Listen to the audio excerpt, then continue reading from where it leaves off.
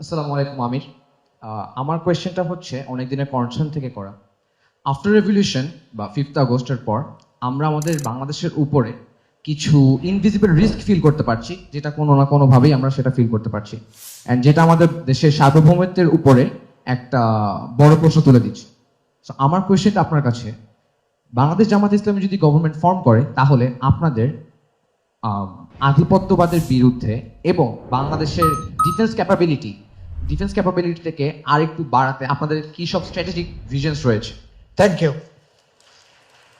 একজন সচেতন নাগরিক হিসাবে এবং আগামীর বাংলাদেশ হিসাবে উনি এই কথা তুলেছেন যে আমাদের দেশের সার্বভৌমত্বের উপর কখনো কখনো আমরা ব্যতিক্রমী কালো ছায়া দেখি। যদি আমরা সরকারে যাই তাহলে সেই ক্ষেত্রে সলিউশনটা কি হবে? আমাদের বক্তব্য এই ক্ষেত্রে একেবারেই স্পষ্ট। আমরা সব দিকে বন্ধু তৈরি করব, কোনো শত্রু তৈরি করব না, নাম্বার 1। নাম্বার 2, বন্ধু হিসাবে, পার্টনার হিসাবে গ্রহণ করব, কিন্তু আমাদের উপরে কাউকে আধিপত্য বিস্তার করার সুযোগ দেব না।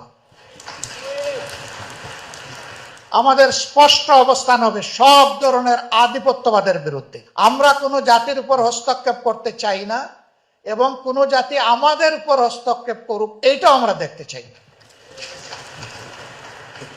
আমরা আমাদের প্রতিবেশীদেরকে সর্বোচ্চ সম্মান দেখাবো, কিন্তু কারো কাছ থেকে আমরা অপমান প্রত্যাশা করব না। যদি কোনো অপমান কোনো জায়গা থেকে আসে তাহলে সঙ্গত পন্থায় তার জবাব দেওয়া হবে ইনশাআল্লাহ। এই ক্ষেত্রে আমরা নীরবতা পালন করব না, because we are a independent country. Thank you so much.